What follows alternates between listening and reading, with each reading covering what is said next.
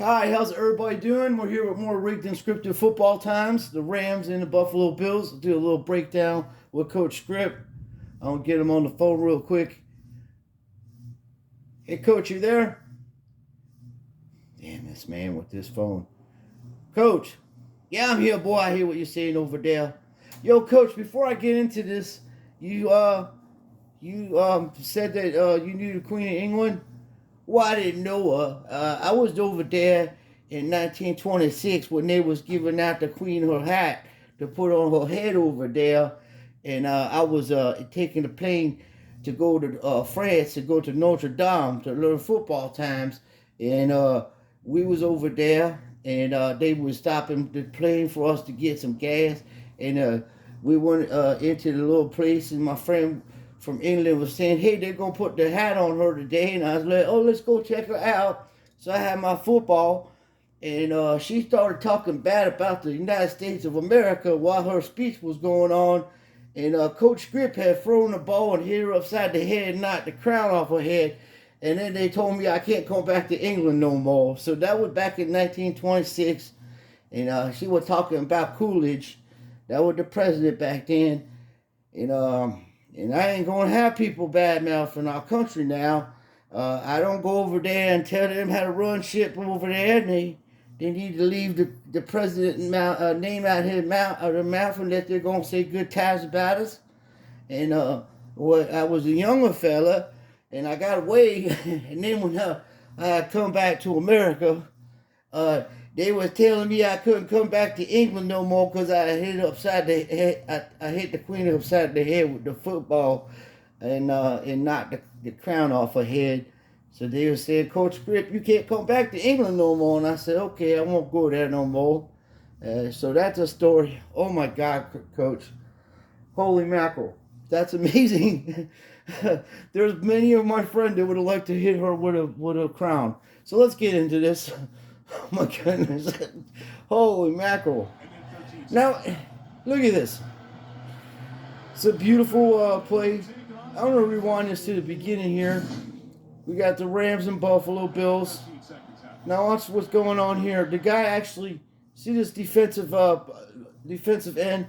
He actually runs around him instead of runs inside to get this place so Allen can pick up the first. Number 54, see him?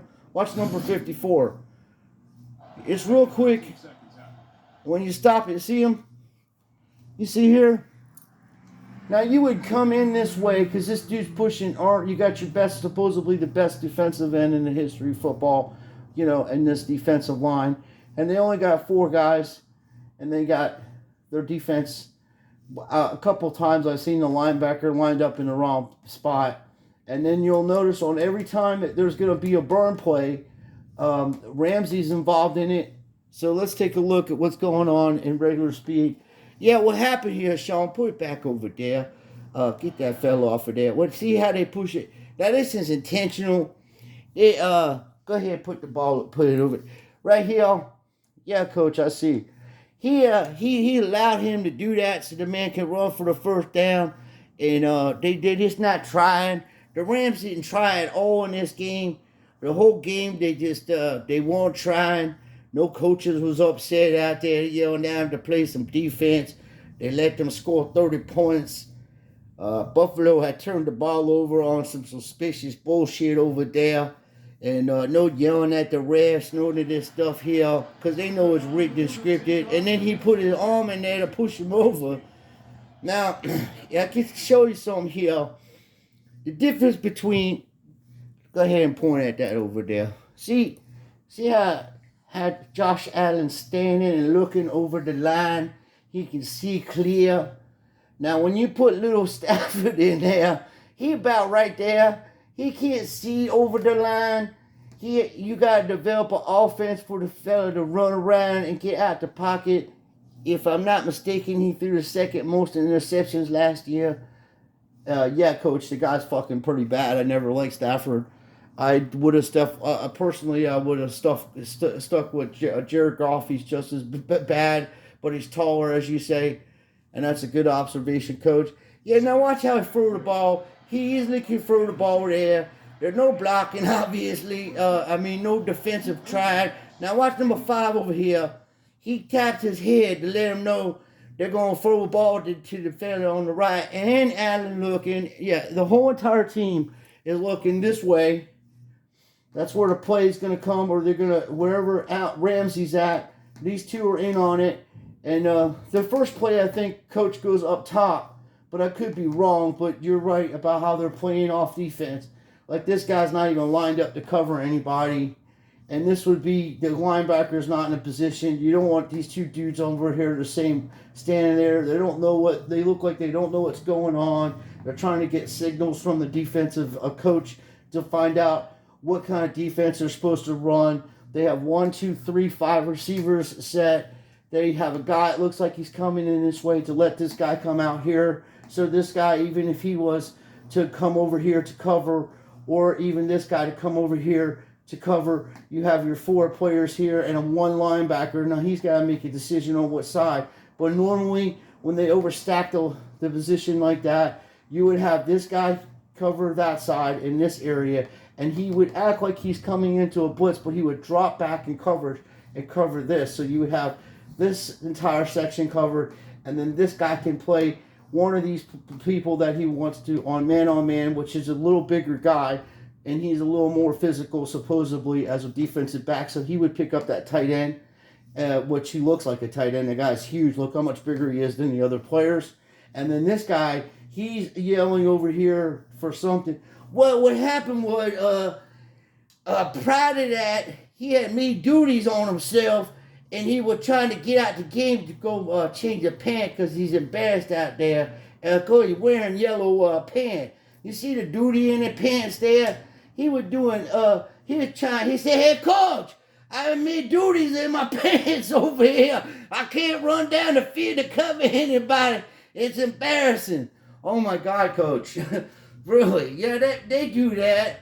And that's why they do booty tackles. That's why they got that cow there. For when they was to do duty time and they can't come out the game, they'll go ahead and, clean themselves up as they're playing the game. And that's why that man turn around here yelling across the field. God's sake. Oh my goodness, coach. Yeah. So let's take a look at this. Oh my goodness. It's right. And you got to give this man credit. You seen that regular speed. But he threw that ball in there probably around 80 miles an hour. There's another run. But let's take a look at this throw. I mean, because my man was like, dude, he looked good. Yes, he looked good. Now watch how fucking hard. Now, this was a different play. We're going to go through that. We already saw the blocking. Now here's the play I was telling you about where this guy's turning around, don't know what's going on. Bang, right in the middle of the field. Ball was thrown perfect. But if you look back at this play, you can actually see, like I said, the way they have the defense up, and the whole middle of the field is going to be open. So he just runs straight down with no one covering him, and then he threw a ball right there, first down, to give them the first down. And that's how this grift works. They eat up the clock, they get the ball in position, and then if they score too many points, there's a turnover. Or they'll make the other team look like it's going to get back in the game, which they're not. And on paper, really, Buffalo, this game should have been like 27-24. Buffalo is not that much better than the Rams, if at all better than the Rams. But what they are is the Rams didn't play hard at all. They quit. And what we call this in tennis is when you tank a match. Now I seen this happen a few times as I was playing and going to watch tennis matches. Back in the 90s, Andre Agassi was going through some shit in his life, and I watched him play this match against a dude that was ranked number 1 in college. His name was Brian Sheldon, and he was a big server and volleyer, and it set up perfect for Agassi just to destroy him, basically. But Agassi went out there. He didn't care if he won the match. He didn't even try to win a match. He acted like he didn't want to win, and he didn't win. He lost pretty badly. It was 6-2, 6-4, and the scores were closer, because won a couple times. Brian double faulted because of Agassi's return to serve. Even though he wasn't playing that well, he already had in his mind that Agassi has a big return of serve on second serves and will smash the shit out of the ball. So that's the only reason why he dropped a couple games on serve. But Agassi couldn't hold serve. He was trying to play with a new racket. It was like a wide body racket, and the way that he holds the racket is the semi-eastern grip, which is almost on the bottom of the racket. If you just turn your hand up side, flat, you would turn your hand a little bit under, and that's called a semi-eastern grip. Where somebody turns it on the top, it's a western grip. The difference between like Andre Agassi and a guy like Aaron Krickstein would be the difference in how you would strike the ball. But they tank the games. They don't try. They quit. And you can see this play and the other plays that come. And Coach Script, what do you think? Well, that's exactly what the hell going on out there. There ain't no coach getting mad because no one playing no damn defense. Now, let's just throw here. Now, the fella, like I say, that's the kind of offense you want to run with, Stafford. You got to get the little fella out of the pocket. If he's standing in the pocket, what's going to happen here? And he's throwing the ball too far or too late. He got to throw the ball quicker than that. Got to get that ball out to that flat so that fella can make a play on the ball over there. And then the defensive line, it just he went right into him. That was intentional. He had every time to throw the ball. He didn't even have to turn around to the left of him. He could have rolled out right where that tackle was taking him out there. Now watch the same play again. They're going to show you that Von Miller and that fella Aaron are the best defensive players in the National Football League today.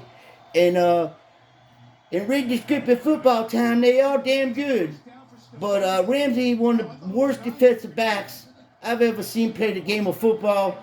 The man cannot play the game. He turn around, his mind not on what he's doing out there. He give up a huge play time and time again. He tried out for the Steelers early this year, and they said no, thank you. So, and they put it.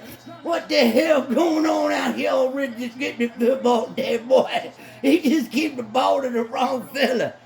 Now, what happens sometimes if these fellas get confused, they out there, and it was the fella's birthday gift. It was the birthday out there, so he gave him a football, and then he forgot that they was playing football time, and he was gonna sign that ball and give it to the fella for birthday time, and he forgot he was out there playing football time, so he gave it to number 52, and number 6 had the ball. Boy, they Luciferians, they love putting them 13s out there. Yeah, there are a lot of 13s out there, a lot of bad plays. As I said, here's what you're saying. There's a late throw, like my man Quinn Zone was saying over there too. And a lot of the things he was saying is absolutely 100% right. All the things he was saying is absolutely right. These fumbles were just to keep you tacked to the game.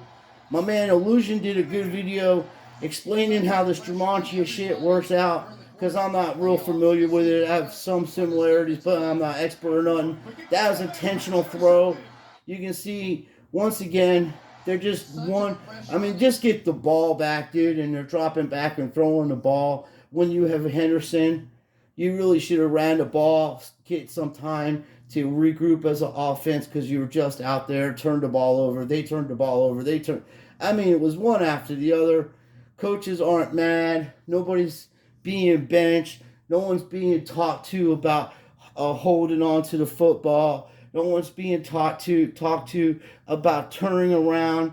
And I told everybody before football season started, and I told you, and I'm going to say this all season long, these guys are going to play the football. You're going to act like they're playing the football, the defensive backs. They're going to tank plays. They're never going to turn around for the football to make a play on it, nor are they going to give 100% effort on any of these plays when it comes to these big plays of receivers being wide open and juking the shit out of them. Oh yeah, they practice that, Sean.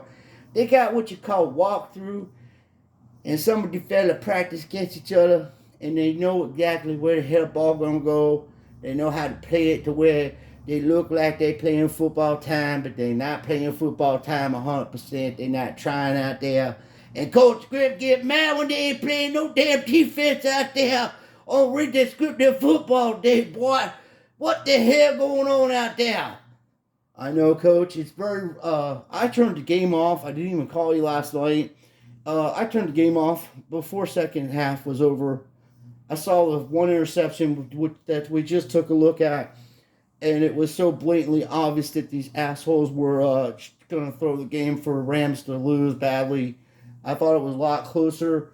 I mean, personally, I thought the Rams was going to win 24-17 on a block punt or some ridiculous thing, but they apparently, with the gematria and everything, if you use it correctly, it'll tell you why. And you can go check out Illusion. He does a better job than explaining this than I can. I just know that I played football. I've been around sports my whole life, and this kind of shit will never go on in pro football. And you may not even get this to go on in high school football. They'd even cut you right there on the spot or put you in a position where you're not getting embarrassed out there, because this is professional level football, okay? And the Buffalo Bills were favored by 2.5 points. It's what my uncle used to call a sucker bet. My uncle used to hit these people so badly once a week for bets in Philadelphia, and when he moved down to Florida, that they wouldn't let him play no more, okay?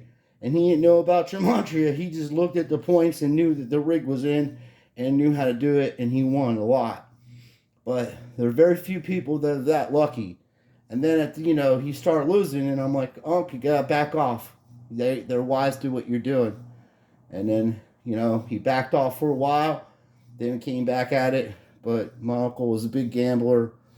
Mostly all my family were gamblers. My aunt won like $40,000 at the crap table in Jersey and won a fucking free car and all kinds of shit.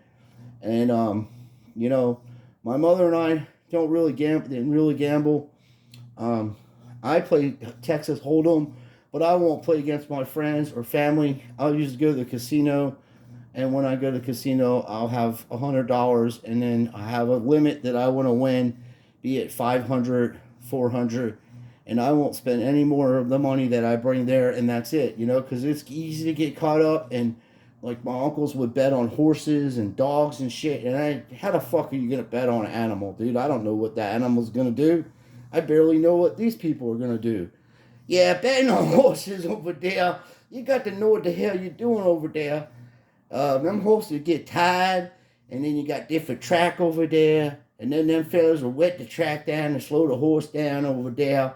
And Coach Quip used to bet on them horses a little bit over there. But you say it costs a little money. You should be watching this for fun. And if they was to start playing real football times out there and do a proper work out there and not tanking these games and throwing them and being rigged and scripted, more people would watch it. But once you put gambling involved in anything, it get corrupt. And the game of football is a good game. It teaches a lot of qualities in a human being and teach you how to respect each other, how to play as a team, how to learn how to do things as a unit. Yeah, Coach, I agree. There are good traits. That's why I'm not totally trashing it. I'm just trashing on the betting. If it's rigged and scripted, I don't have a problem with that. I have a problem with them assholes taking bets on games they know the outcome of, and it's not cool. And that's what's got to be exposed. I collect cards. I have fun with it, but we know these games, all sports are rigged and scripted, and they know the outcome. Vegas knows the outcome, and they're taking trillions of dollars in bets a year, and they're not losing that much. There's a very few times they lose, and it's not because of it's because people figure out the riddles or just lucky, So I'm gonna go through a little bit more. Yeah, Coach. That ball wasn't secured at all. No, he won't hold on to that ball. That fella, as I say, he too short to be a pocket passer over there. You can't have him stand in the pocket. The little fella can barely see over the line of scrimmage over there. And you can see the difference. You see the difference between Allen, the lane he's standing up tall. He throw the ball. He see very clearly. Now, little fella, he's down here.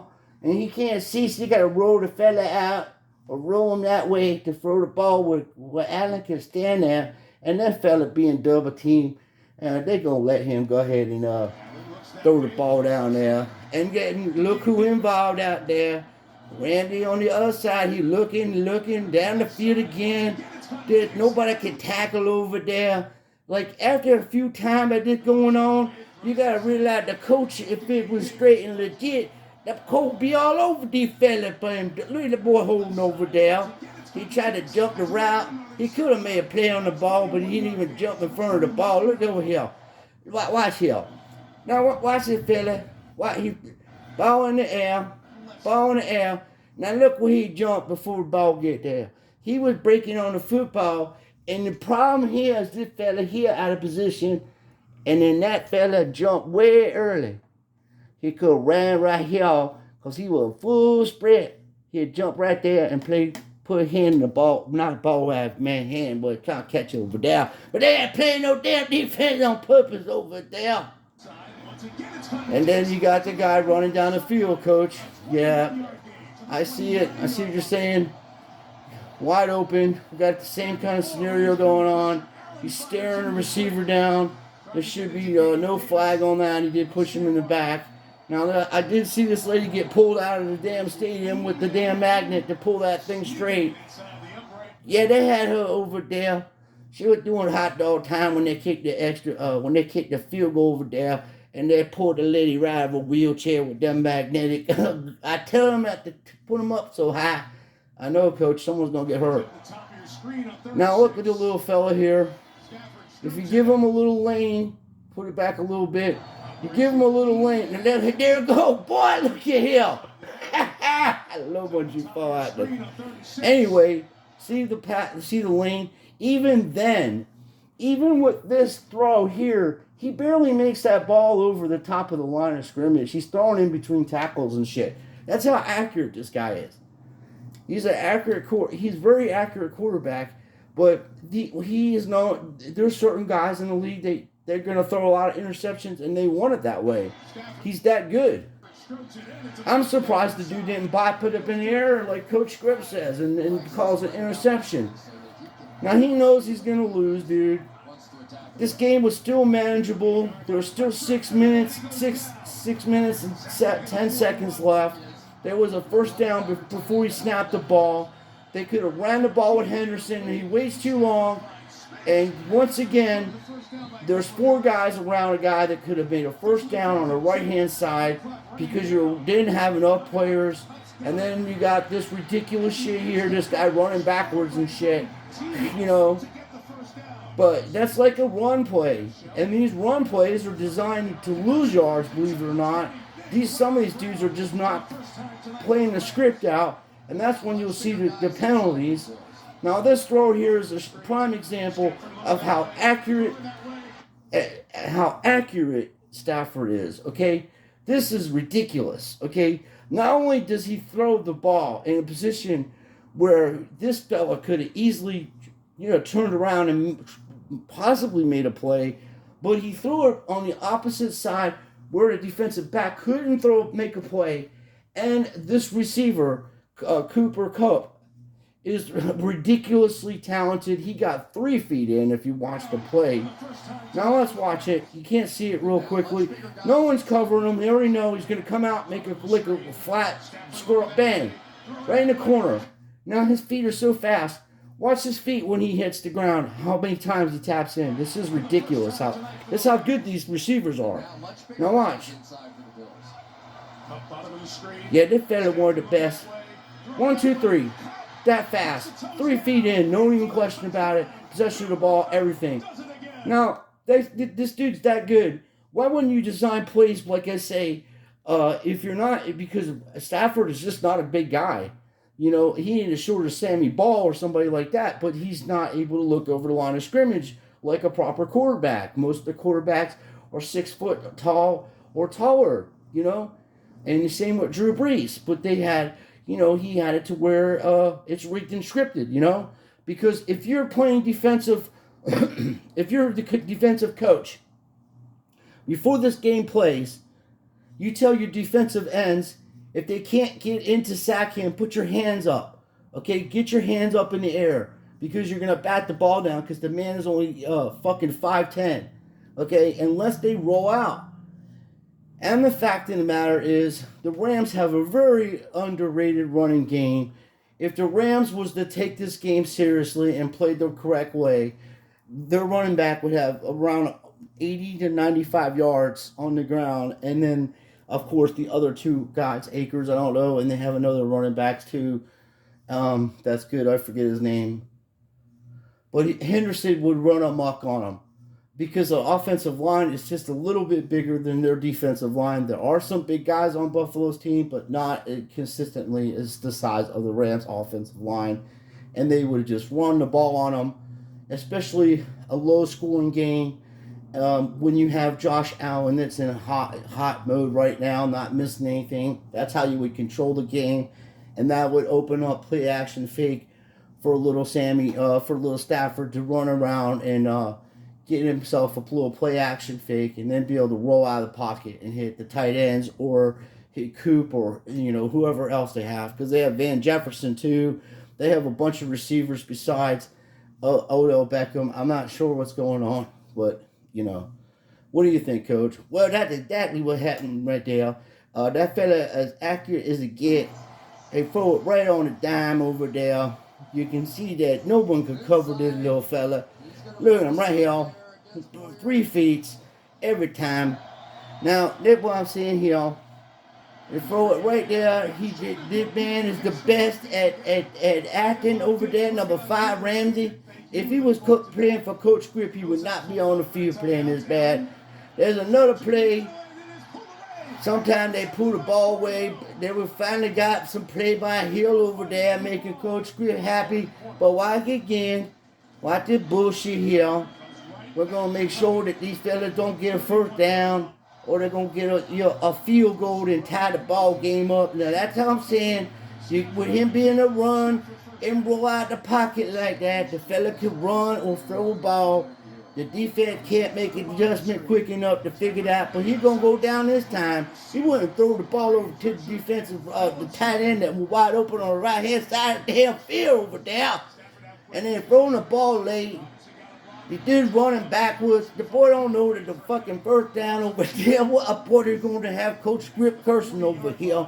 No, Coach. No. It's bad enough I do it. All right, let's see what happens here. Well, of course, they make it. Okay, we're back. Another field goal, so we got 10-10. And then this is where it all ends for you fans of Rams. All of a sudden, he can't hold on to the ball. He's got number 50 right there to make sure. Number 99. They made a little pocket. Look, these two guys right here could have helped him. This guy could have come and engaged him. He don't even know what the hell's going on. This dude's literally pushing him into the guy. So, oh my goodness. It's just, this is why you can't watch this shit if you watch football and know how to play football. It's so bad. And they take care of him. Greg Rousseau, second-year man with the sack. I did never see anything like it. They don't even try out there. The same with that run play. That fella let him run right by him over there. And the coach is just standing on the sideline, not caring if they win or lose. And this fella would get back in the 70s and the early 80s, he wouldn't be running the ball like that. I tell you that. That quarterback would have a short life over there trying to run football times back with Jack Tatum and fella like that out there. Even Ronnie Lott would knock him head off over there. Now look here. That was a good play. You want to stay in bound too when the clock ticking like that with the short times in the game. And then that could have been easily disrupted again. Nobody trying to make a play on that football. They act like they don't know what the hell happened, that they got burned. They're actually quitting on the team over there. And that's lack of coaching. They ain't got no respect for their coach to lose a ball game like that. And they ain't even trying to win the ball game out there. Yeah, Coach, I agree with you. I don't know. You guys can check out the rest of these highlights, but I think this game was trash. They're trying to set up precedents that Josh Allen is a great quarterback, which he is, even in rigged and scripted football times. But I'm going to stick with my predictions. Tom Brady is going to go with the Super Bowl this year again, and it's going to be his last Super Bowl, and they're going to play the Patriots. and it's going to be rigged and scripted, and a final show for Tom to be retired for good, and he's going to lose, unfortunately. That's the way that's going to be, because Bill Belichick is going to get his 7th Super Bowl ring, and then that dynasty will be finished for a little while, as far as there's going to be new coaching and things like that coming in. But I do appreciate everybody watching. I could be wrong. I'm not expert on picking games. I just want everybody to know not to bet on these games. These games are rigged and scripted. They're fucking scripted, dude. No team is going that just won the Super Bowl with this much talent isn't going to be able to score at least 21 points in a game, even with field goals and stuff. These fellas kick 55-yard field goals, and you're looking at a team that only has 10 points. They didn't try to run the ball. What do you think, Coach? Oh, they totally quit on them over there. No defense. Turnover on defense. You get the ball to get your offense. They ain't trying to run the football to dominate, try to establish any kind of domination in the game. They look like a bunch of sissy Marys out there trying to play flag football at times. One guy making duty on himself while playing football time. This can't happen out here on national, rigged and scripted football time. We need people to go into the bathroom and do the times before they come out on the field over here. I know, Coach. Oh my goodness. Thanks, Coach, for giving us your expertise, and we appreciate you stopping by. I want to thank everybody for watching. Please like and subscribe, and don't bet on this stuff, please. And go check out Quinn Zone. He's doing good work over there, and also my man Illusion Adam's doing pretty good work. He does a lot of different things, but I'm learning about gematria, and as I say, it's just rigged and scripted, and you got to know what you're doing. But I would stay away from don't bet on these games. The more you bet on it, the more rigged it's gonna get. So keep that in mind.